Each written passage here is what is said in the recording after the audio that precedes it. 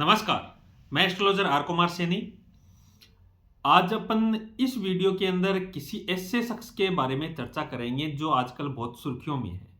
यानी मैं आज आईटीएन बाबा अभय सिंह बाबा की कुंडली के बारे में चर्चा करूंगा कि क्यों वो इस क्षेत्र के अंदर आईटीआई की जॉब छोड़ के अच्छी खासी जॉब छोड़ के विदेश के अंदर जॉब छोड़ के वो इस क्षेत्र के अंदर धर्म कर्म के क्षेत्र के अंदर आ गए हैं। लेकिन उससे पहले मैं आपको एक सामान्य जानकारी दूंगा कि कुंडली के अंदर कभी भी आप धनु राशि के अंदर बैठा हुआ शनि देखें तो मान लीजिएगा ये व्यक्ति अगर धर्म कर्म शिक्षा ज्ञान गुप्त ज्ञान के क्षेत्र में आ जाए तो वो व्यक्ति बहुत जबरदस्त तरक्की करता है और उसका जो धर्म के प्रति रुचि होती है वो फिलोसोफर की रुचि होती है। यानी जातक है धर्म कर्म के अंदर फिलोसफी घुसा के चलता है और उस क्षेत्र के अंदर बहुत बड़ी तरक्की करता है। मैंने अपने जीवन के अंदर काफी कुंडलियां ऐसी देखी जो धनु का शनि उन कुंडलियों में था और वो लोग हैं शिक्षा के क्षेत्र में हो तो बड़ा नाम था, ज्ञान के क्षेत्र में थे तो बड़ा नाम था। जैसे ओशो का धनु का शनि था तो उन्होंने गुप्त ज्ञान जो ध्यान है, कुंडलिनी जागरण है या फिलोसफी के जो शिक्षा है या धर्म की जो शिक्षा है उसके अंदर उन्होंने एक उत्कृष्ट स्थान प्राप्त कर लिया था और वो पूरे विश्व के अंदर प्रसिद्ध हो गए थे। उसी तरह जैसे इस आईटीएन बाबा की कुंडली है, मिथुन लगन की कुंडली है और सप्तम भाव के अंदर इनके शनि बैठा हुआ है। धनु राशि का शनि यहां नवम भाव का भी स्वामी है यानी धर्म का भी स्वामी है और अष्टम भाव यानी गुप्त ज्ञान का स्वामी होके भी शनि या सप्तम भाव में धनु राशि के अंदर बैठना जातक को फिलोसफी के नजरिए से धर्म को देखने की शिक्षा देता है। यानी ऐसे जातक हैं अगर धर्म कर्म के अंदर आ जाए तो निश्चित तौर पे वो उत्कृष्ट स्थान प्राप्त करते हैं और उनके पास जो नॉलेज होता है वो रियल नॉलेज होता है। धनु के शनि वाले जो लोग हैं ना वो बहुत अच्छे लोग होते हैं। उनके मन के अंदर कोई छल कपट या किसी प्रकार की दुर्भावना ईर्ष्या वगैरह नहीं होती है। तो ये बाबा है, इसके लगन के अंदर गुरु बैठा है। जिसके लगन के अंदर गुरु बैठा हो, गुरु भी ज्ञान का कारक होता है। गुरु का लगन में बैठना बहुत अच्छा माना जाता है और शनि और गुरु का संबंध बने और शनि गुरु की राशि में हो, शनि कर्म का कारक हो गया और धनु राशि है वो धर्म की राशि है, गुरु है वो धर्म का ग्रह है। तो धर्म और कर्म का जो सामंजस्य बनता है, जो युति बनती है, दृष्टि संबंध बनता है और व्यक्ति इसी क्षेत्र में चला जाए तो बहुत जबरदस्त प्रसिद्ध होता है, बहुत अच्छा नाम कमाता है। और वो जो धर्म देता है लोगों को, धर्म की शिक्षाएं देते हैं वो रियल होती है, न कि फेक होती है। आडंबर नहीं करता, जो भी बोलता है, जो भी करता है, जो भी वो सिखाता है वो सारी चीजें रियल होती है। तो इस कुंडली के अंदर अपन चर्चा करेंगे। मिथुन लगन की कुंडली है, लग्नेश बुध नवम भाव यानी धर्म के भाव के अंदर बैठा है। ये भी इनको धर्म की ओर ले आया, आईटीआई शिक्षा की आईआईटी की शिक्षा दिलवा के। बुध बुद्धि का कारक होता है, बैठा कहां पे? कुंभ राशि में। कुंभ राशि है वो टेक्नोलॉजी की राशि होती है तो बुद्धि इनकी टेक्निकली थी, इसलिए इन्होंने टेक्निकली शिक्षा ग्रहण की। आईआईटी के अंदर अच्छा इन्होंने उसको पास आउट किया और अच्छी जॉब मिली। चंद्रमा 12वें भाव में, 12वां भाव विदेश यात्रा का भी होता है और संन्यास का भी होता है। तो यहां पे चंद्रमा ने इनको 12वें भाव में उच्च का होकर विदेश के अंदर अच्छी नौकरी भी दी, अच्छा पैकेज दिलवाया, क्योंकि धन भाव का भी स्वामी है चंद्रमा। तो ये भी इनकी स्थिति बिल्कुल मैच हो रही है। लेकिन अष्टम भाव के अंदर इनके मंगल राहु और शुक्र बैठे हैं। अष्टम भाव है वो गुप्त ज्ञान का होता है, आरोप प्रत्यारोप का भी होता है, परेशानियों का भी होता है, जिद गुस्सा वगैरह का भी होता है और गुप्त ज्ञान का, कुंडलिनी जागरण, ध्यान, फिलोसफी आदि का भी होता है।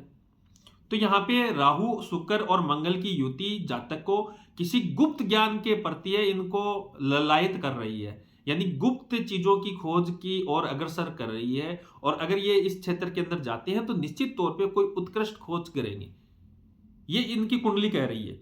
सप्तम भाव के अंदर शनि नवमेश होके बैठना, उस पर गुरु का संबंध होना, गुरु सप्तमेश और दशमेश होना। पिता भी न्याय के क्षेत्र, वकालत आदि के क्षेत्र के जुड़ के काम करने वाले बताए गए हैं कुंडली के अंदर, तो ये पिता के लिए भी अच्छी है। हालांकि जातक के अंदर अष्टम भाव के अंदर मंगल राहु शुक्र की युति बैठना जातक के अंदर जिद गुस्सा वगैरह है वो बहुत ज्यादा दे देता है। ऐसा व्यक्ति है, जिद गुस्सेल तो जरूर होता है लेकिन मन के साफ होते हैं, मन के भोले होते हैं। अभी इस कुंडली के ऊपर अपन चर्चा करें तो पाएंगे कि अगर फिलहाल इनकी राहु की महादशा चल रही है, राहु अष्टम भाव में है, जो इनको गुप्त ज्ञान के प्रति लेके जा रहे हैं, गुप्त खोज के लिए जा रहे हैं, ध्यान आदि करना सिखा रहे हैं, या ज्ञान की शिक्षा इनको दे रहे हैं, गुप्त ज्ञान की, धर्म की शिक्षा इनको दे रहे हैं। और मंगल की अंतर्दशा है, मंगल छठे भाव का, नौकरी भाव का स्वामी होकर अष्टम में बैठ गया, तो इन्होंने नौकरी छुड़वा दी और गुप्त ज्ञान के अंदर लगा दिया, लेकिन गुस्सा जिद वगैरह वो भी ज्यादा इनको दिया। तो यहाँ मंगल, राहु और मंगल का जो अभी समय चल रहा है, इसके अंदर जातक को थोड़ा स्ट्रगल जरूर होगा, थोड़ी बाधाएं जरूर होगी, लेकिन जातक को वो बाधाएं भी पार करवा देती है।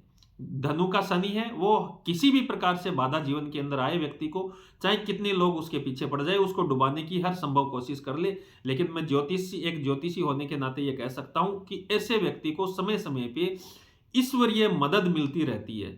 धनु राशि के शनि वाले को जिसपे अगर गुरु की दृष्टि है तो निश्चित तौर पे ईश्वर उसके साथ होता है और हर मुश्किलों से, हर स्ट्रगल से, हर परेशानी से उसको निकाल ले आता है।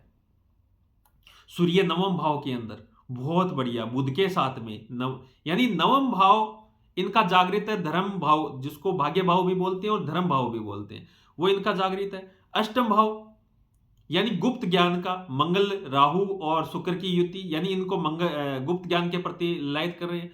नवमें सप्तम में बैठना धनु राशि में, यानी फिलोसफी के नजरिए से जाएगा ये जातक, जो रियल धर्म होगा उसके प्रति जाएगा, ये वही लोगों को सिखाएगा। और धनु का शनि है, ध्यान करने के अंदर, ध्यान का जो क्षेत्र होता है, कुंडलिनी जागरण का जो क्षेत्र होता है, उसके अंदर जबरदस्त सफलता प्राप्त करता है।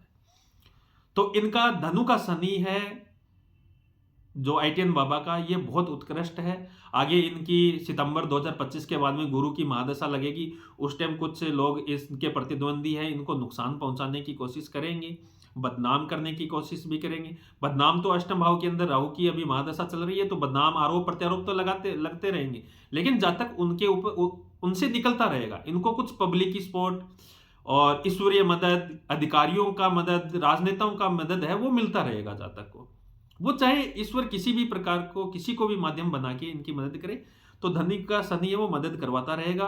और आगे जब गुरु की महादशा शुरू होगी सितंबर 2025 के बाद में, इनके पिता को स्वास्थ्य से संबंधित प्रॉब्लम होगी और इनको भी कोर्ट केस आदि से संबंधित मामले फेस करने पड़ेंगे, और वो कोर्ट केस भी इनका कुछ नहीं बिगाड़ पाएंगे, थोड़ा बहुत स्ट्रगल जरूर करवा देंगे, लेकिन वो उन कोर्ट केस आदि के माध्यम के ऊपर भी विजय प्राप्त कर लेंगे, वो ईश्वरीय मदद से।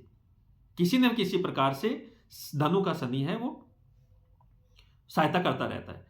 तो जब भी आप किसी कुंडली के अंदर धनु राशि में बैठा शनि देखें, तो निश्चित तौर पे वो व्यक्ति फिलोसफर होता है, ध्यान, गुप्त ज्ञान, धर्म आदि के अंदर उसको रुचि होती है, और धर्म भी वो रियल धर्म ही सजेस्ट करता है, और रियल धर्म के माध्यम से धर्म की जो वास्तविक परिभाषा है उसी व्यक्ति के पास होती है जिसका धनु का शनि हो। मैंने अपने जीवन के अंदर काफी लोग देखे हैं जो धनु के शनि थे, धनु राशि में उनका शनि था, जो शिक्षा के, ज्ञान के, गुप्त ज्ञान, कुंडलिनी जागरण, ध्यान, ज्योतिष आदि के क्षेत्र में उत्कृष्ट मुकाम पे थे।